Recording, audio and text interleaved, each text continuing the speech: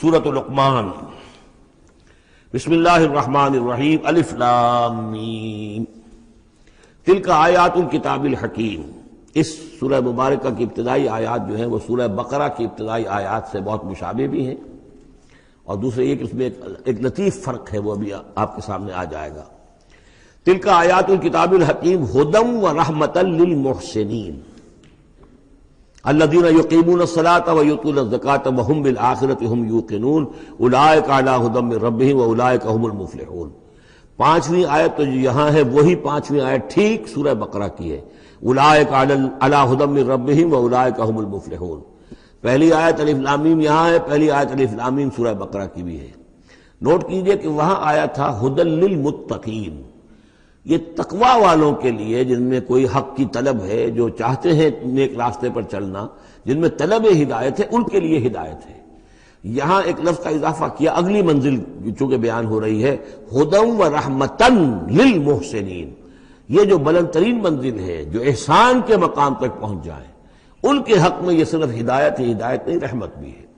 تو یہاں تقابل اگر کریں گے، الف لام میم ذالک الکتاب لا ریب فیہ ھدی للمتقین، یہاں فرمایا تلک آیات الکتاب الحکیم، یہ ایک بڑی حکمت بڑی کتاب کی آیات ہے، اور یہ ہدایت ہے اور رحمت ہے محسنین کے حق میں۔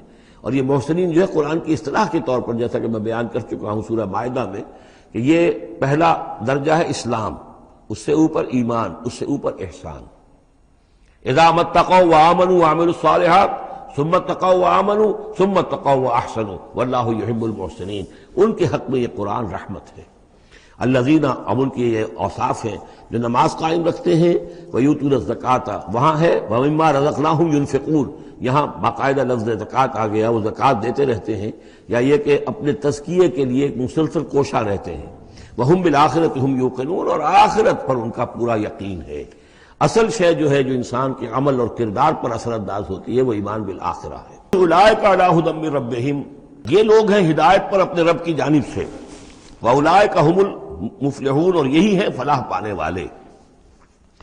ومن الناس من یشتری لہو الحدیث لیضل عن سبیل اللہ بغیر علم، لوگوں میں سے کچھ ایسے بھی ہیں کہ جو کھیل کی باتیں خریدتے ہیں، کھیل کود، اور تاکہ لوگوں کی توجہ ادھر ہو جائے، اور یہ باقاعدہ کیا ہے۔ نضر بن حارث جو رؤسائے قریش میں سے تھا، اور اس شخص کا معاملہ یہ تھا کہ یہ حضور کے شدید ترین مخالفین میں سے تھا، اس نے یہ کیا کہ یہ لوگ جو ہیں، چونکہ عربوں کے اندر ذوق تو تھا، ان کے ہاں اچھے شاعروں کی بڑی قدر تھی، خطبہ ادب جو ہے، فصاحت و بلاغت جو ہے اس سے ان کو دلچسپی تھی، قرآن مجید کی فصاحت اور بلاغت انہیں اپنی طرف کھینچتی تھی۔ وہ چاہتے تھے کہ یہ لوگ سنیں ہی نہ، تو وہ کہیں سے شام گیا اور وہاں سے کوئی گانا گانے والی ایک لونڈی لے آیا جو بہت اچھا گانا گاتی تھی، اور اس کی محفلیں اس نے منعقد کرانی شروع کر دی، تاکہ لوگ آئیں یہاں پر اور یہ اس میں مگن رہے، اور رات کا وقت وہاں لگائیں تو دن میں سوئیں۔ بہرحال کسی طریقے سے ان کی توجہات جو ہے اس کو محمد کی طرف سے ہٹا کر صلی اللہ علیہ وسلم تو ان چیزوں میں لگا دیا جائے۔ اور یہ اچھی طرح سمجھ لیجئے کہ اس وقت دنیا میں یہ کھیلوں کا معاملہ، سپورٹس کا، گیمز کا معاملہ، اور پورے ذرائع ابلاغ کے اوپر معلوم ہوتا ہے چھائی ہوئی شے یہ ہے۔ ٹی وی کے اوپر تو معلوم ہوتا ہے کہ دنیا کی اہم ترین شے جو ہے وہ یہ گیمز ہیں، ان کے ٹورنامنٹس ہیں، وہ وہاں ہو رہا ہے، یہاں ہو رہا ہے، وہاں ہو رہا ہے، یہاں ہو رہا ہے، یہ ٹینس کا ہے، یہ فلاں کا ہے، یہ تیراکی کا ہے، اور یہ گیم، اس لیے کہ اسی کو دیکھتے رہو۔ جو بھی وقت کوئی فارغ ہے، ظاہر بات ہے کہ کہیں ایسا نہ ہو کہ کہیں بیٹھے بیٹھے کہیں اچانک خیال ہی آ جائے کہ بھئی سوچے انسان میں ہوں کون، کہاں سے آیا ہوں، کہاں جا رہا ہوں، زندگی کا مال کیا ہے، مقصد کیا ہے، اپنی حالات کے بارے میں ہی سوچے، دنیا کدھر جا رہی ہے، قوم کدھر جا رہی ہے، ملک کدھر جا رہا ہے، نہیں، ان کو مست رکھو۔ وہ اقبال نے تو کہا تھا کہ ابلیس نے یہ کہا اپنے کارندوں سے کہ مست رکھو ذکر و فکر صبح گاہی میں اسے، اور پختہ تر کر دو مزاج خانقاہی میں اسے۔ اس سے اگلی بات ہے کہ جو آج دنیا کے ابلیسوں نے جو ایجاد کی ہے کہ یہ کھیل کود، اسی طریقے سے یہ ایکٹرز، یہ ڈرامے، اور پھر ان کے ایکٹرز اور ایکٹریسز کی زندگیاں، اور ان کے جو بھی سکینڈلز ہوں، جس طریقے سے کہ ان کو دنیا میں پھیلایا جا رہا ہے تاکہ وہ نوجوان نسل بھی بس ان دلچسپی میں پڑی رہے، تو یہ ہے اصل میں وہ فلسفہ۔ وَمِنَ النَّاسِ مَن يَشْتَرِي لَهْوَ الْحَدِيثِ، کھیل کود کی چیزیں خریدتے ہیں وہ لوگ، لِيُضِلَّ عَن سَبِيلِ اللَّهِ، تاکہ اللہ کے راستے سے گمراہ کریں، بغیر علم، بغیر علم کے۔ وَيَتَّخِذَهَا هُزُوًا، اور اللہ تعالیٰ کا جو معاملہ ہے اس کو یہ ہنسی ٹھٹا بنا دیں۔ اولئک لہم عذاب مہین، یہ وہ لوگ ہیں کہ جن کے لیے اہانت آمیز عذاب ہے۔ وَإِذَا تُتْلَىٰ عَلَيْهِ آیاتنا وَلَّىٰ مُسْتَكْبِرًا، اور جب اسے سنائی جاتی ہیں ہماری آیات تو وہ ولّا اپنی قبر پیچھ موڑ کر چل دیتا ہے، مستکبرن استکبار کرتے ہوئے، کأن لم یسمعها، جیسے کہ اس نے سنی ہی نہیں، کأن فی اذنیہ وقرا، گویا کہ اس کے کانوں میں کچھ ثقل ہے، بوجھ ہے، اس نے سنا ہی نہیں کیا محمد نے سنایا ہے۔ فبشرہ بعذاب علیم، یہ سارا جو ہے یہ اس نضر بن حارث کے لیے یہ آیات نازل ہوئی ہیں۔ تو اے نبی اس شخص کو دردناک عذاب کا آپ کی بشارت دے دیجئے۔ ان الذین آمنوا وعملوا الصالحات لہم جنات النعیم، یقیناً وہ لوگ جو ایمان لائے اور جنہوں نے نیک عمل کیے ان کے لیے نعمتوں بھرے باغات ہیں، خالدین فیہا، جس میں وہ ہمیشہ ہمیشہ رہیں گے۔ وعد اللہ حقا، یہ اللہ کا وعدہ ہے جو سچا ہے، پختہ ہے، اٹل ہے، حتمی ہے، یقینی ہے۔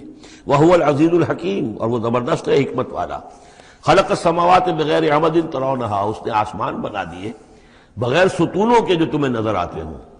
وَأَلْقَىٰ فِي الْأَرْضِ رَوَاسِيَ أَن تَمِيدَ بِكُمْ، اور اس نے زمین میں ایسے لنگر ڈال دیے ہیں کہ تمہیں لے کر ایک طرف کو لڑک نہ جائے، جھک نہ جائے۔ وَبَثَّ فِيهَا مِن كُلِّ دَابَّةٍ، اور اس میں ہر طرح کے جانور جو ہیں پھیلا دیے ہیں۔ وَأَنزَلْنَا مِنَ السَّمَاءِ مَاءً، اور اس نے اتارا ہے آسمان سے پانی۔ فَأَنبَتْنَا فِيهَا مِن كُلِّ زَوْجٍ كَرِيمٍ، اور اس میں ہر طرح کے جو ہے جوڑے نباتات کے اس نے پیدا کر دیے ہیں، ہر طرح کے۔ آپ کو معلوم ہے کہ ان کی بھی فیملیز ہوتی ہیں، یہ سٹرس فیملی ہے اور یہ فلاں فیملی ہے، اس طریقے سے اللہ تعالیٰ نے ان کے بھی خاندان بنائے ہوئے۔ ھذا خلق اللہ فارونی ماذا خلق الذین من دونہ، یہ تو ہے اللہ کی تخلیق، تم بھی مانتے ہو کہ اللہ نے بنایا، پھر ذرا مجھے دکھاؤ کیا چیز بنائی ہے انہوں نے جو اس کے سوا معبود تم نے بنا لیے ہیں۔ بل الظالمون فی ضلال مبین، ظاہر ہے کہ ایسے ان کے عقیدے میں بھی یہ بات نہیں تھی۔ یہ دوسری بات ہے کہ وہ متوجہ نہیں ہوتے تھے، جو کچھ کر رہے ہیں اس کا کبھی تجزیہ نہیں کرتے تھے، لیکن یہ ہے کہ یہ ظالم جو ہے یہ کھلی گمراہی میں پڑے ہوئے ہیں۔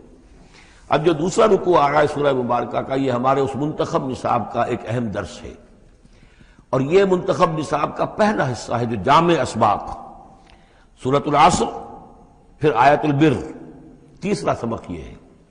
اس لیے کہ اس میں بھی وہ انسان کی نجات کے لیے جو چیزیں لازم ہیں وہ سب کی سب ان کا ایک اسکیلیٹن سمجھیے، اس کا جو ہے ایک خاکہ جو ہے، بلو پرنٹ اس کے اندر بھی آ گیا ہے۔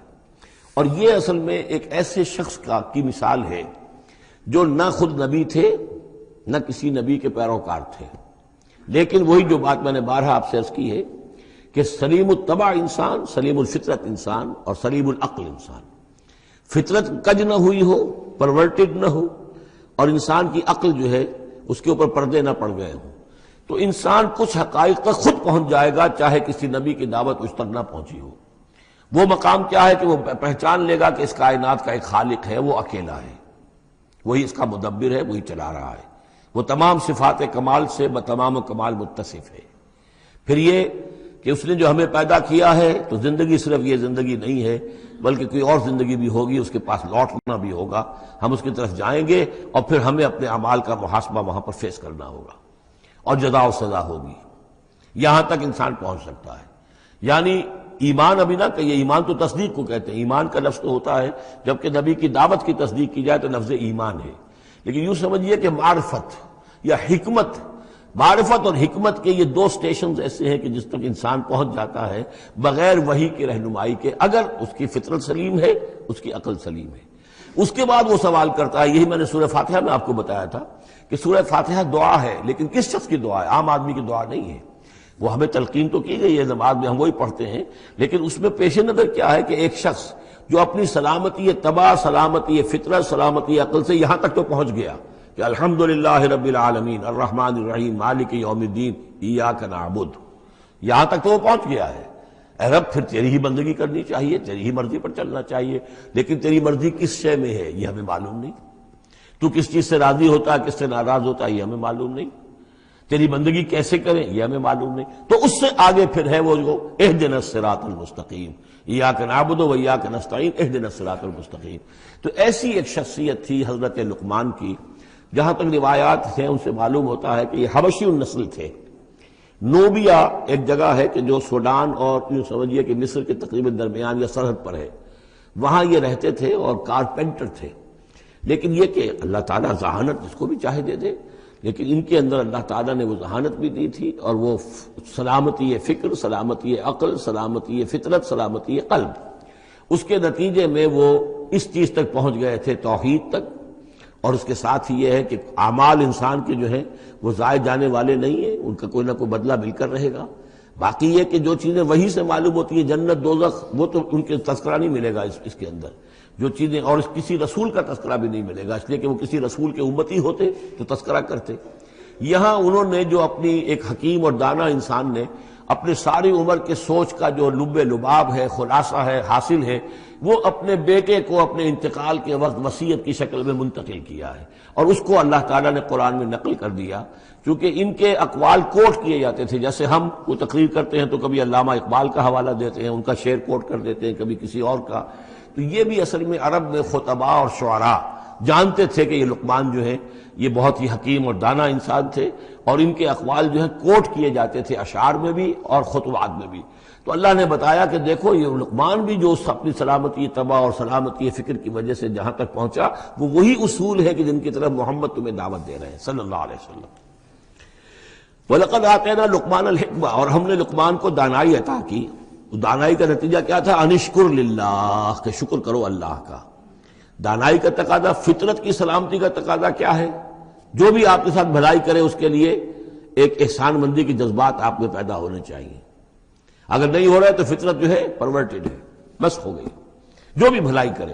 اور عقل کا تقاضا کیا ہے کہ اصل جو ہے منعم اس کو پہچان لیا جائے، اور وہ اللہ ہے. تو نتیجہ کیا نکلے گا؟ وہ سلامتی طبع جمع سلامتی عقل، تو اللہ کو پہچان لیا جائے اور کہا جائے الحمدللہ، جہاں سے قرآن مجید شروع ہوتا ہے. انشکر للہ، کہ شکر کرو اللہ کا. ومن یشکر فانما یشکر لنفسہ، جو کوئی بھی شکر کرتا ہے تو وہ شکر کرتا ہے اپنے ہی بھلے کے لیے، اپنے ہی فائدے کے لیے. ومن کفر فان اللہ غنی حمید، اور جو کفران نعمت کرتا ہے، ناشکری کرتا ہے، تو اللہ تو غنی اور حمید ہے. وَإِذْ قَالَ لُقْمَانُ لِابْنِهِ، اب یہاں سے حضرت لقمان کی وہ نصیحتیں ہیں جو انہوں نے اپنے بیٹے کو کی ہیں، یہاں مذکور نہیں ہے، لیکن مراد یہی ہے کہ انتقال کے وقت. جیسے کہ کوئی شخص دولت مند ہے تو وہ اپنے انتقال کے وقت اپنے بیٹوں کو، یا اگر بیٹا ایک ہی ہے تو اسے بتائے گا کس سے لینا ہے، کس کو دینا ہے، کیا حساب کتاب ہے، کہاں کہاں میرے ایسٹس ہیں. کوئی دفینہ ہے تو بھی بتائے گا کہ میرا وہاں فلاں جگہ پر دولت دفن ہے. ایک حکیم انسان کے پاس اصل شے اس کی ساری عمر کے غور و فکر کا جو حاصل ہے کہ میں نے جو کچھ سوچا ہے، میں نے جو کچھ بھی حاصل کیا ہے اپنی فطرت سلیمہ اور عقل سلیم کی رہنمائی میں، وہ میں تمہیں منتقل کر رہا ہوں. وَإِذْ قَالَ لُقْمَانُ لِابْنِهِ وَهُوَ يَعِظُهُ، یاد کرو جب کہ کہا لقمان نے اپنے بیٹے سے اور وہ اسے نصیحت کر رہے تھے. یا بنی لا تشرک باللہ، نمبر 1 اللہ کے ساتھ شرک مت کیجو. ان الشرک لظلم عظیم، یقیناً شرک بہت بڑا ظلم ہے، بہت بڑا ظلم ہے، سب سے بڑی ناانصافی. عربی زبان میں ظلم کہتے ہیں وضع الشیء فی غیر محلہ، کسی شے کو ہٹا کر اس کی اصل مقام سے ہٹا کر کہیں اور رکھ دینا، یہ ظلم ہے. اللہ خالق ہے تنہا، باقی سب مخلوق ہے. اب آپ نے مخلوق میں سے کسی کو اللہ کے برابر کر دیا، یا اللہ کو کسی اعتبار سے گرا کر مخلوق کے سب میں لا کے کھڑا کر دیا، تو اس سے بڑا شرک، اس سے بڑی ظلم، اس سے بڑی ناانصافی، اس سے بڑا ظلم کوئی نہیں. وَإِذْ قَالَ لُقْمَانُ لِابْنِهِ وَهُوَ يَعِظُهُ يَا بُنَيَّ لَا تُشْرِكْ بِاللَّهِ إِنَّ الشِّرْكَ لَظُلْمٌ عَظِيمٌ. اور اس کے بعد فوراً ہی اللہ تعالیٰ نے اپنی طرف سے ایک بات ایڈ کی ہے. یہ چوتھا مقام آ گیا ہے کہ جہاں اللہ کے حق کے فوراً بعد والدین کا حق. ظاہر بات ہے کہ حضرت لقمان کو یہ بات کچھ یعنی مناسب نہیں معلوم ہوئی کہ وہ اپنا حق بھی بیان کریں، لہذا اس کی تکمیل کر دی اللہ تعالیٰ نے.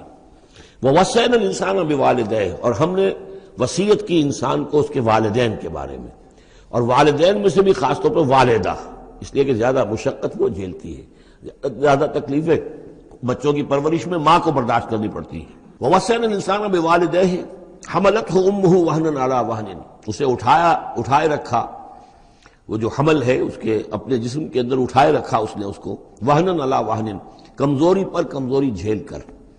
وفصالہ فی عامین، پھر اس کا دودھ چھڑانا ہوا 2 سال میں سے. پھر یہ کہ پہلے 9 مہینے تو جونک کی طرح اس کے جسم کے اندر خون چوستا رہا، اور اس کے بعد پھر جو ہے دودھ اس کا جو ہے پیا ہے، تو وہ بھی اس کی توانائیاں اور اس کی قوت ہی ہے کہ جو دودھ کی شکل میں اس کے لیے غذا بنی ہے. انشکر لی ولوالدیک، کہ شکر کرو میرا اور اپنے والدین کا، الی المصیر، اور میری طرف تم کو لوٹ کر آنا ہے. اب دیکھیے جیسے میں نے وہاں عرض کیا تھا کہ سورہ عنکبوت میں اور اس میں بڑی مناسبت ہے ان دو میں. وہ مضمون اب یہاں بھی آ رہا ہے کہ اگر یہ دو حق ٹکرا جائیں، ایک حق اللہ کا ہے شرک نہ کیا جائے، ایک حق والدین کے ساتھ حسن سلوک ہے، اب یہ ٹکرا گئے، والدین کہہ رہے ہیں شرک کرو، اب کیا کریں؟ وَإِن جَاهَدَاكَ عَلَىٰ أَن تُشْرِكَ بِي مَا لَيْسَ لَكَ بِهِ عِلْمٌ، اگر وہ تم سے جہاد کریں، تم پر دباؤ ڈالیں، تم سے لڑیں، تم سے جھگڑیں اور تمہیں مجبور کریں کہ تم شریک کرو اور شرک کرو میرے ساتھ ایسی چیز کا کہ جس کا تمہارے پاس کوئی علم نہیں ہے، فَلَا تُطِعْهُمَا، تم کا کہنا مت مانو۔ وہاں پر بھی یہ مضمون آ چکا، یہاں دوبارہ آ گیا کہ ان کے حقوق ایک حد تک ہیں، اس سے آگے بڑھ کر وہ اللہ کے حقوق پر ڈاکہ ڈالنے لگے، بازی بازی بارش بابا ہم بازی۔ ان کے حقوق اللہ کے حقوق کے برابر نہیں ہو سکتے، ان کے حقوق اللہ کے حقوق سے فائق نہیں ہو سکتے، اس کے نیچے نیچے ہیں۔ تو شرک نہیں، البتہ یہاں یہ ذہن میں رکھیے کہ شرک صرف بت پرستی کو نہیں کہتے، لا تشرک، شرک کی کوئی قسم بھی ہو۔ اب اللہ کے کسی ایک حکم کو اگر والدین کہتے ہیں توڑو، اس کا کیا مطلب ہے؟ یہ شرک کا حکم دے رہے ہیں؟ اس لیے کہ آپ نے والدین کے کہنے پر اللہ کے حکم کی خلاف ورزی کی، اس کا مطلب ہے کہ آپ نے مطاع اور معبود والدین کو بنا لیا۔ نفس کے کہنے پر آپ حرام کے اندر منہ مار رہے ہیں تو آپ کا جو حرام جو دولت ہے وہ آپ کا معبود ہے، اور آپ کا نفس آپ کا معبود ہے۔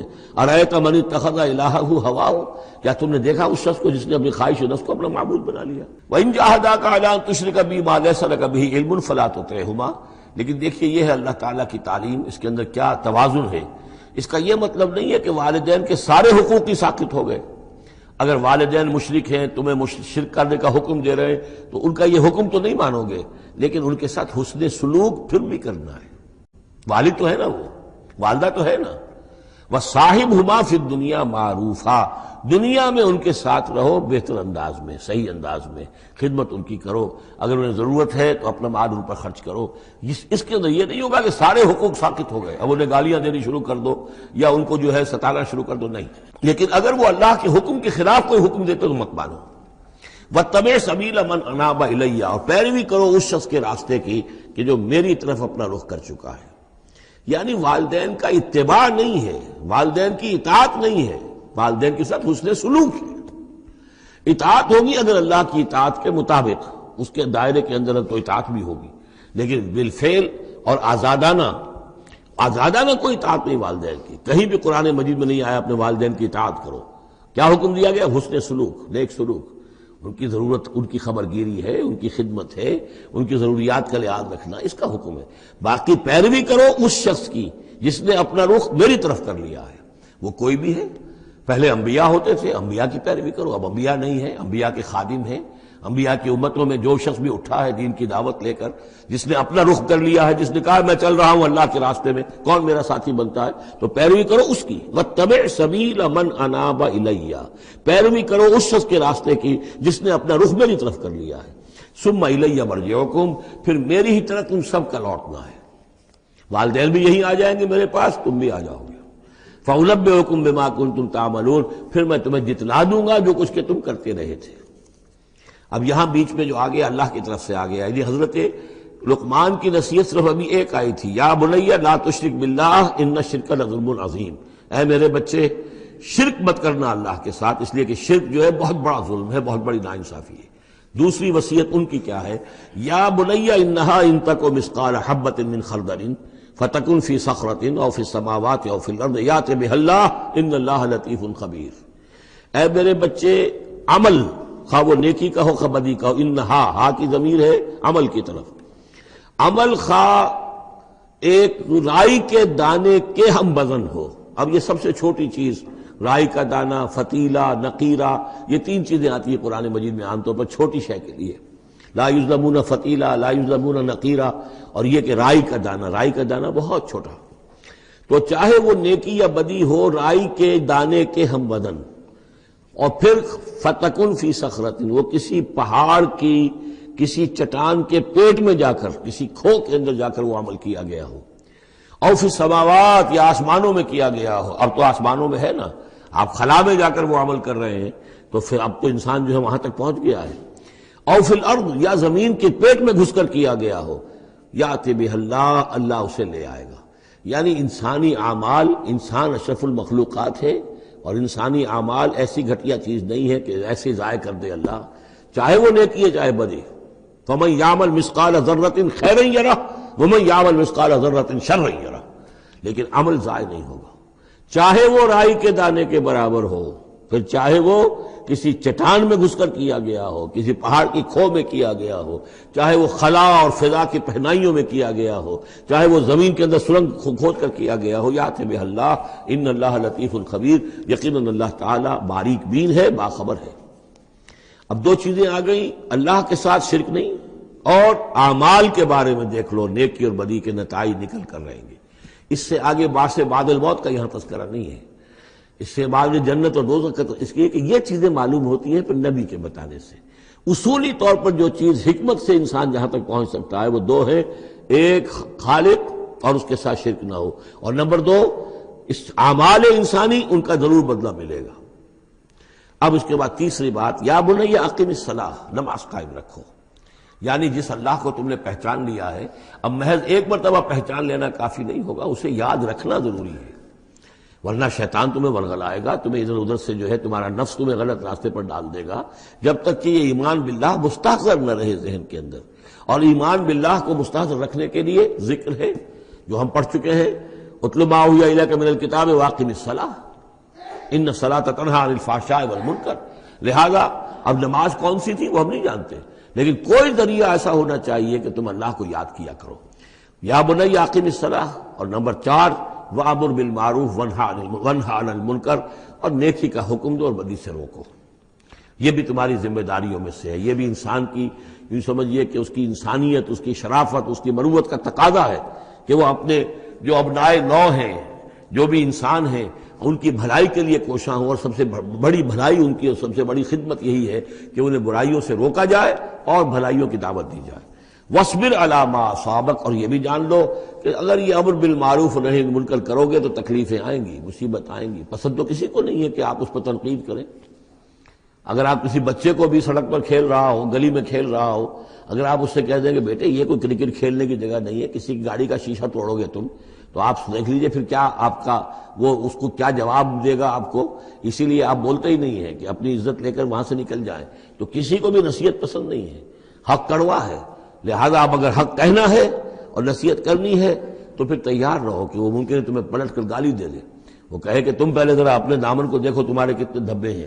اب جو بھی ہو برداشت کرو، اور اگر کوئی بڑی بات ہے، اگر فرعون کے سامنے جا کر حق کہو گے تو وہ تو کہے گا کہ میں تمہیں جیل میں ڈالوں گا۔ تو اس طریقے سے یہ وَاصْبِرْ عَلَىٰ مَا أَصَابَكَ، پھر جو شے بھی تم پر آئے اس پر صبر کرو، إِنَّ ذَلِكَ مِنْ عَزْمِ الْأُمُورِ، یقیناً یہ چیزیں ہیں جو بڑی ہمت کے کاموں میں سے۔ گویا کہ وہ چاروں چیزیں اس میں آ گئیں، وَالْعَصْرِ إِنَّ الْإِنسَانَ لَفِي خُسْرٍ إِلَّا الَّذِينَ آمَنُوا وَعَمِلُوا الصَّالِحَاتِ وَتَوَاصَوْا بِالْحَقِّ وَتَوَاصَوْا بِالصَّبْرِ۔ یہاں اصطلاحات علیحدہ ہو گئی، تواصی کے بجائے امر بالمعروف نہی عن المنکر آ گیا، صبر جو کا تو ہے، باقی ایمان اور وہ تمام چیزیں، اعمال صالحہ میں سے نماز آ گئی، والدین کے ساتھ حسن سلوک آ گیا۔ آخری دو آیتیں ہیں وَلَا تُصَعِّرْ خَدَّكَ لِلنَّاسِ، اور دیکھو اپنے گالوں کو پھلا کر مت رکھو لوگوں کے سامنے، یعنی تکبر اور غرور، اس انداز میں رہنا۔ وَلَا تَمْشِ فِي الْأَرْضِ مَرَحًا، اور تم زمین میں اکڑ کر نہ چلو۔ ان اللہ لا يحب كل مختال فخور، یقیناً اللہ تعالیٰ کو جو اکڑنے والے ہیں، اور یہ مختال بنا ہے خیل سے، خیل کہتے ہیں گھوڑے کو، گھوڑے کی چال میں ایک تمکنت ہوتی ہے، تو جب انسان بھی بڑی تمکنت کے ساتھ چلتا ہے تو وہ گویا کہ اختیال بن گیا۔ لا يحب كل مختال فخور، شیخی خورے، فخر کرنے والے، اکڑنے والے اللہ کو پسند نہیں ہے۔ یہ مضمون سورہ بنی اسرائیل میں بھی آ چکا ہے۔ وَلَا تَمْشِ فِي الْأَرْضِ مَرَحًا إِنَّكَ لَن تَخْرِقَ الْأَرْضَ وَلَن تَبْلُغَ الْجِبَالَ طُولًا، تم کتنا ہی پاؤں مار کر چلو ہماری زمین کو پھاڑ نہیں سکتے، اور کتنی گردن اکڑا لو، اونچے ہو جاؤ، سینہ تان لو اور اوپر ترا بھی چڑھا لو، لیکن یہ کہ تم پہاڑوں کی اونچائی تک نہیں پہنچ سکتے۔ آخری بات فرمائی وَاقْصِدْ فِي مَشْيِكَ، اپنی چال میں میانہ روی اختیار کرو۔ یہ میانہ روی ہر اعتبار سے، چال میں بھی، خرچ میں بھی، وَالَّذِينَ إِذَا أَنفَقُوا لَمْ يُسْرِفُوا وَلَمْ يَقْتُرُوا وَكَانَ بَيْنَ ذَلِكَ قَوَامًا، یہ ایک میچور شخصیت کا کہ اس کے اندر ہر اعتبار سے معلوم توازن ہو، انتہا پسندی کسی بھی اعتبار سے نہ ہو۔ وَاقْصِدْ فِي مَشْيِكَ وَاغْضُضْ مِنْ صَوْتِكَ، اور اپنی آواز کو پست رکھو۔ اس کا مطلب کیا ہے کہ کہیں کوئی آرگومنٹ ہے، کہ جھگڑا ہو گیا ہے تو آواز کو بلند کرنے کی کوشش نہ کرو، بات اپنی کرو۔ عام طور پر یہ ہوتا ہے کہ جب آدمی دیکھتا ہے کہ میری دلیل تو کمزور پڑ گئی تو پھر وہ اپنی آواز کی والیوم بڑھا کر کوشش کرتا ہے کہ کمپنسیٹ کرے کہ دلیل عقلی اعتبار سے تو کمزور ہے لیکن میری آواز جو ہے وہ اس کے اندر وزن پیدا کر دے. وَلَا وَغْضُضْ مِنْ صَوْتِكَ. اور دیکھو ان انکر الأصوات لصوت الحمیر، آواز جو گدھے کی ہوتی ہے وہ ڈھیچو ڈھیچو جب کرتا ہے تو بلند تو وہ بہت ہوتی ہے لیکن کس قدر ناپسندیدہ آواز ہے، کتنی ناپسندیدہ آواز ہے. تو آواز کی بلندی کوئی حسن نہیں ہے، اصل تو یہ شے ہے کہ آپ جو بات کہیں وہ وزنی ہو، وہ دلیل کے ساتھ ہو اور وہ آپ اپنی بات کو منوا سکیں اس کے حوالے سے. تو یہ ہے 8 آیات پر مشتمل جو رکوع ہے، یہ دوسرا رکوع سورہ مبارکہ کا، یہ ہمارے اس منتخب نصاب کا تیسرا سبق ہے. الم تروا ان اللہ سخر لکم ما فی السماوات وما فی الارض واسبغ علیکم نعمہ ظاہرۃ وباطنہ ومن الناس من یجادل فی اللہ بغیر علم ولا ہدی ولا کتاب منیر. کیا تم نے دیکھا نہیں کہ اللہ تعالیٰ نے تمہارے لیے مسخر کر دیا ہے جو کچھ کے آسمانوں میں ہے اور جو کچھ کے زمین میں ہے. یعنی یہ کہ آسمان کے اندر سورج ہے، چاند ہے، یہ سب تمہاری ضرورتیں بہم پہنچانے میں لگے ہوئے ہیں. سورج کی تمازت ہے جس سے تمہاری فصلیں پکتی ہیں، اسی سے ہواؤں کا نظام چل رہا ہے، بارشوں کا برسنا. تو یہ سارا معلوم ہوتا ہے کہ تمہارے لیے یہ سب بستر بچھایا ہے اللہ نے اور ساری تمہاری ضرورتیں پوری کی ہیں. وَأَسْبَغَ عَلَيْكُمْ نِعَمَهُ، اور اس نے تم پر اپنی ساری نعمتیں مکمل کر دی ہیں، پوری کر دی ہیں. ظاہرۃ و باطنۃ، یہ نعمتیں ظاہری بھی ہیں باطنی بھی ہیں، جو باہر سے نظر آتی ہیں دکھتی ہیں جن کو ہم استعمال کرتے ہیں. بہت سی نعمتیں وہ جن کا ہمیں احساس ہی نہیں ہے. ہمارے وجود کے اندر کیا کچھ اللہ تعالی نے ودیعت کیا ہوا ہے اس کا ہمیں پوری طرح احساس بھی نہیں. وَمِنَ النَّاسِ مَن يُجَادِلُ فِي اللَّهِ بِغَيْرِ عِلْمٍ، یہ آیت آ چکی ہے سورہ حج میں. لوگوں میں سے کچھ ایسے بھی ہیں جو جھگڑتے ہیں اللہ کے معاملے میں یا اللہ کے بارے میں یا اللہ کے احکام کے بارے میں، اللہ کی آیات کے بارے میں، بغیر اس کے کہ بغیر علم کہ ان کے پاس کوئی علم ہو، ولا ہدن، نہ کوئی رہنمائی اور ہدایت ہے، ولا کتاب منیر، نہ کوئی روشن کتاب ہے. وَإِذَا قِيلَ لَهُمُ اتَّبِعُوا مَا أَنزَلَ اللَّهُ قَالُوا بَلْ نَتَّبِعُ مَا وَجَدْنَا عَلَيْهِ آبَاءَنَا، اور جب ان سے کہا جاتا ہے کہ پیروی کرو اس کی جو اللہ نے نازل فرمایا ہے، قرآن اتارا ہے، اس کی پیروی کرو. قالوا، وہ کہتے ہیں، بل نتبع ما وجدنا علیہ آباءنا، بلکہ ہم تو پیروی کریں گے اس کی کہ جس کو پر ہم نے پایا ہے اپنے آباء و اجداد کو. اور آج کل خاص طور پر یہ لوک ورثہ اور ہماری پرانی روایات، قومی روایات اور ہماری جو ہیں ہر علاقے کا ایک کلچر ہے، اس کلچر کو زندہ کیا جائے. کروڑ ہر روپیہ ان چیزوں میں صرف کیا جاتا ہے. اولو کان الشیطان یدعوہم الی عذاب السعیر، خواہ شیطان ان کو پکار رہا اور بلا رہا ہو، یہ جو باتیں بنا رہے ہیں در حقیقت یہ شیطان کی دعوت ہے، اس کی تبلیغ ہے در حقیقت جس کو انہوں نے قبول کیا ہے. یدعوہم الی عذاب السعیر، اور وہ انہیں بلا رہا ہے اس جہنم کے عذاب کی طرف. وَمَن يُسْلِمْ وَجْهَهُ إِلَى اللَّهِ وَهُوَ مُحْسِنٌ، اور جس شخص نے اپنا چہرہ اللہ کے سامنے جھکا دیا، تابع فرمان کر دیا اپنے چہرے کو الی اللہ، اللہ کی جانب، وَهُوَ مُحْسِنٌ، اور وہ احسان کی روش اختیار کرے، فَقَدِ اسْتَمْسَكَ بِالْعُرْوَةِ الْوُثْقَىٰ، تو اس نے تو مضبوط تھام لیا ہے مضبوط کنڈے کو، اس کا ہاتھ پڑ گیا ہے. یہ سورہ بقرہ میں بھی یہ الفاظ آئے تھے آیت الکرسی کے فوراً بعد.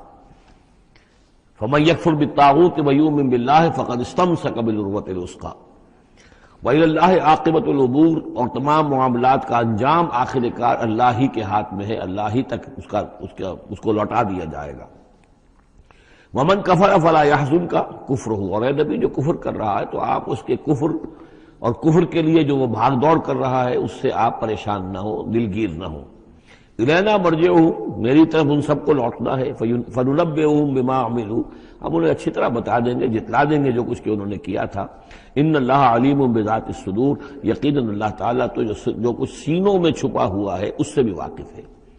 نمتعہم قلیلا، ہم انہیں ذرا تھوڑی دیر کے لیے ساز و سامان دے رہے ہیں، دنیا کے اندر یہ مزے لے لیں، مزے لوٹ لیں. ثم نضطرہم الی عذاب غلیظ، پھر ہم انہیں کشاں کشاں لے آئیں گے، کھینچ کر پکڑ کر لے آئیں گے اس عذاب کی طرف جو بہت گاڑھا ہے. وَلَئِن سَأَلْتَهُم مَّن خَلَقَ السَّمَاوَاتِ وَالْأَرْضَ لَيَقُولُنَّ اللَّهُ، اور جب اگر آپ ان سے پوچھیں کس نے پیدا کیا آسمان اور زمین تو وہ کہیں گے اللہ نے. قُلِ الْحَمْدُلِلَّهِ، کہیے الحمدللہ، ساری حمد بھی پھر اسی کی ہے. بل اکثرہم لا یعلمون، لیکن یہ کہ ان کی اکثریت علم نہیں رکھتی. للہ ما فی السماوات والارض، آسمان اور زمین میں جو کچھ ہے وہ اللہ کے لیے ہے، اللہ ہی کا ہے، اللہ کی ملکیت ہے. یہ لام تملیک ہے، اللہ کی ملکیت ہے ہر وہ شے. جو بھی کچھ ہے آسمانوں میں اور زمین میں. ان اللہ هو الغنی الحمید، یقیناً وہ غنی ہے، اسے کوئی احتیاج نہیں، اور حمید ہے، بڑی خوبیوں والا ہے، اپنی ذات میں ستودہ صفات ہے. وَلَوْ أَنَّ مَا فِي الْأَرْضِ مِنْ شَجَرَةٍ أَقْلَامٌ، اور اگر جتنے بھی زمین میں درخت ہیں وہ قلم بن جائیں، وَالْبَحْرُ، اور سمندر جو ہے وہ سیاہی بن جائے، جیسے میں یہ مضمون سورہ کہف میں بھی آ چکا ہے. قُلْ لَوْ كَانَ الْبَحْرُ مِدَادًا لِكَلِمَاتِ رَبِّي وَلَنَفِدَ الْبَحْرُ قَبْلَ أَن تَنفَدَ كَلِمَاتُ رَبِّي وَلَوْ جِئْنَا بِمِثْلِهِ مَدَدًا. اگر پورا سمندر جو ہے میرے رب کے کلمات کو لکھنے کے لیے سیاہی بن جائے تو وہ سیاہی سمندر ختم ہو جائے گا، لیکن یہ کہ میرے رب کی کلمات ختم نہیں ہوں گے چاہے اتنا ہی سمندر اور لے آیا جائے. وہی مضمون یہاں بھی آ رہا، اور یہ بات نوٹ کی ہے، میں نے کئی مرتبہ آپ کو بتائی ہے کہ اہم مضامین قرآن مجید میں کم سے کم دو جگہ ضرور ملتے ہیں. وَلَوْ، اب وہاں پر صرف سیاہی کا تذکرہ تھا، یہاں سیاہی کے ساتھ قلم. وَلَوْ أَنَّ مَا فِي الْأَرْضِ مِنْ شَجَرَةٍ أَقْلَامٌ، اگر جتنے بھی درخت زمین میں ہیں وہ سب کے سب قلم بن جائیں.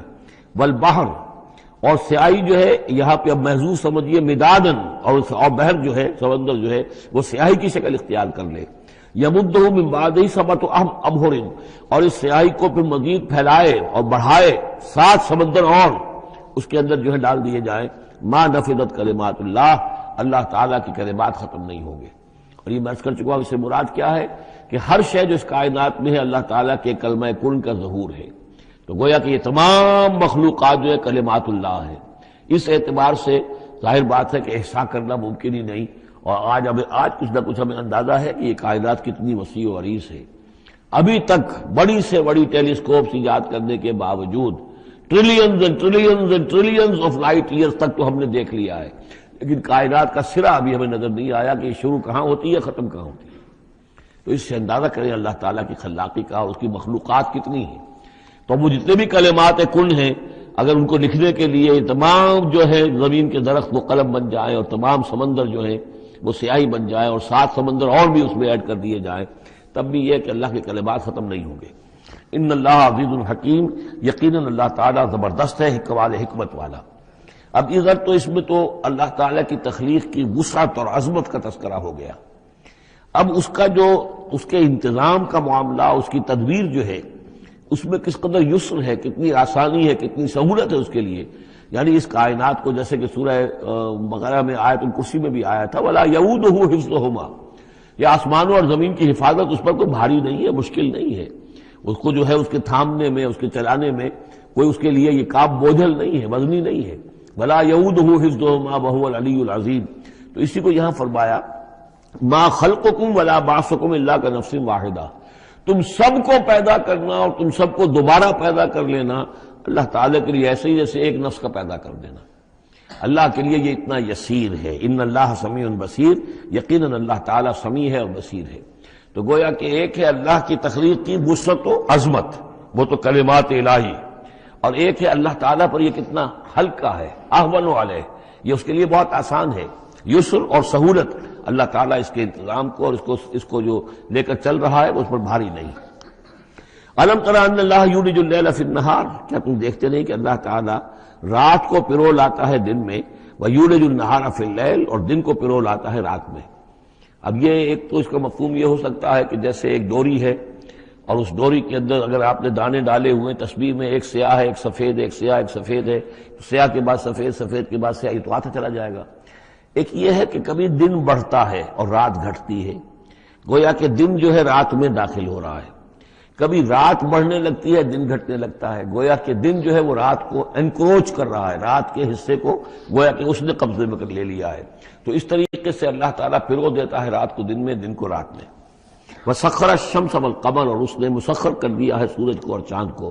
كُلٌّ يَجْرِي إِلَىٰ أَجَلٍ مُّسَمًّى، یہ سب کے سب چل رہے ہیں ایک وقت معین تک کے لیے. وَأَنَّ اللَّهَ بِمَا تَعْمَلُونَ خَبِيرٌ، اور یقیناً اللہ تعالیٰ جو کچھ کہ تم کر رہے اسے باخبر ہے.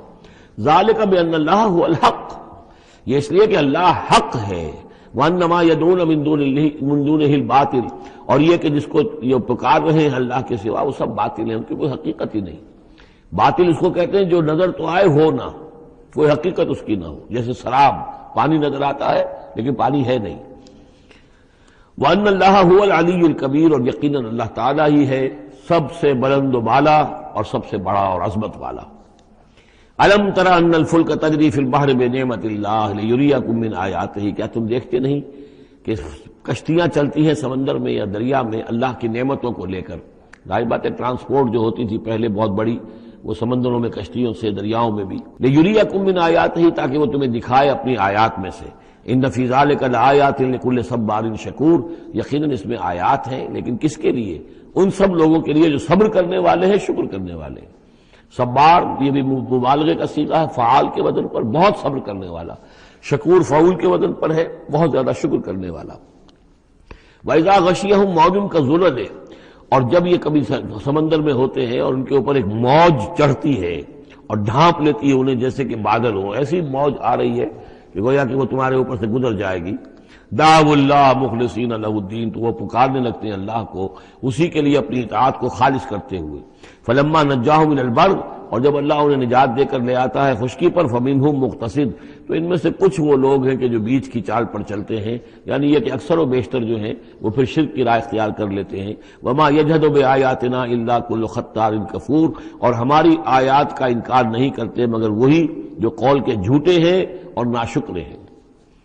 یا ایھا الناس اتقوا ربکم واخشوا یوما، اے لوگو اپنے رب کا تقوی اختیار کرو اور ڈرو اس دن سے، لا یجزی والد عن ولدہ، جس دن کوئی والد اپنے بیٹے سے کسی شے کو دور نہیں کر سکے گا، بچا نہیں سکے گا کسی بھی چیز سے، ولا مولود هو جاز عن والدہ شیئا، اور نہ ہی بیٹا جو ہے وہ اپنے باپ سے کوئی شے دور کر سکے گا، کوئی کسی کے کام نہیں آئے گا، نہ باپ بیٹے کے نہ بیٹا باپ کے، تو باقی سارے رشتے جو ہیں وہ اس کے بعد ثانوی ہیں۔ ان وعد اللہ حق، یہاں وہ آیت بھی یاد آ گئی ہوگی آپ کو، یا بنی اسرائیل اذکروا نعمتی التی انعمت علیکم انی فضلتکم علی العالمین واتقوا یوما لا تجزی نفس عن نفس شیئا ولا یقبل منها شفاعۃ ولا یؤخذ منها عدل ولا هم ينصرون۔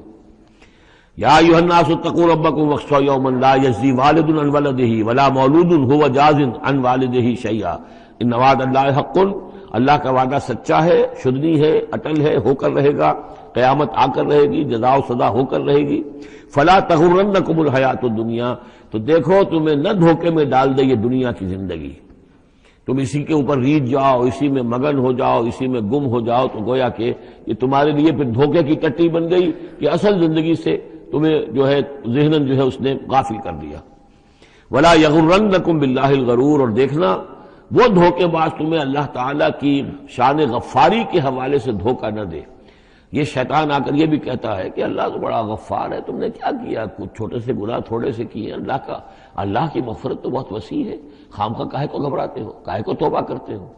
تو یہ جو ہے اللہ کی رحیمی، اللہ کی شان غفاری کا حوالے سے دھوکے میں دینا انسان کو۔ ولا یغرنکم باللہ الغرور ان اللہ عندہ علم الساعہ، اللہ ہی ہے کہ جس کے پاس ہے قیامت کا علم کہ قیامت کب آئے گی۔ ساعہ اور قیامہ، اس کے فرق کو ذہن میں رکھیے۔ گھڑی وہ معین گھڑی جبکہ زلزلہ ہوگا اور یہ اجرام سماویہ جو ہیں وہ ایک دوسرے سے ٹکرائیں گے اور پہاڑ جو ہے روئی کے گالوں، یہ ساعہ ہے جس میں کہ ہلاکت ہوگی دنیا کی آخری۔ اور پھر باعث بادل موت کے بعد جو دن آنا ہے وہ قیامہ ہے۔ قیام کہتے ہیں کھڑے ہونے کو، اس دن کھڑے ہوں گے لوگ اور حاضر ہوں گے اپنے رب کے حضور میں۔ تو عام طور پر ہم قیامت کا لفظ جب بولتے ہیں تو ساعت کی جگہ پر بولتے ہیں۔ قرآن کی جو پرٹیکولر اپنی ٹرمینالوجی ہے اس میں یہ ساعہ ہے، وہ گھڑی کہ جس میں ہلچل ہوگی اور یہ جو بھی کچھ ہونا ہے جس کا کہ نقشہ کھینچا گیا، القاریہ والقاریہ وما ادراک ما القاریہ، یہ ہے الساعہ۔ لیکن پھر جب بعث بعد الموت کے بعد جب کھڑے ہونا ہے قبروں سے نکل کر اللہ کے حضور میں، تو یہ ہوگا قیامہ، کھڑے ہونے کا دن۔ ان اللہ عندہ علم الساعہ، وہ ساعت کب آئے گی اس کا علم صرف اللہ کے پاس ہے۔ وَيُنَزِّلُ الْغَيْثَ، وہی بارش برساتا ہے۔ وَيَعْلَمُ مَا فِي الْأَرْحَامِ، وہ جانتا ہے جو کچھ کے رحموں میں ہے، ماں کے پیٹ میں کیا ہے وہ جانتا ہے۔ وَمَا تَدْرِي نَفْسٌ، اور کوئی جان نہیں جانتی ماذا تکسب غدا، کہ کل وہ کیا کمائی کرے گی۔ وَمَا تَدْرِي نَفْسٌ، اور کوئی جان نہیں جانتی بِأَيِّ أَرْضٍ تَمُوتُ، کہ کس زمین میں اس کی موت واقع ہوگی۔ ایک شخص ہے اپنے ملک سے صرف چند دن کے لیے کہیں باہر گیا، وہیں انتقال ہو گیا، اسے کبھی گمان بھی نہیں ہو سکتا تھا۔ سال ہر سال سے کہیں مقیم ہے، وہاں موت نہیں آئی، اور کہیں گیا ہے اور وہاں موت آ گئی۔ تو کوئی نہیں جانتا کس زمین میں اس کی موت واقع ہوگی۔ ان اللہ علیم الخبیر، یقیناً اللہ تعالیٰ علیم اور خبیر ہے۔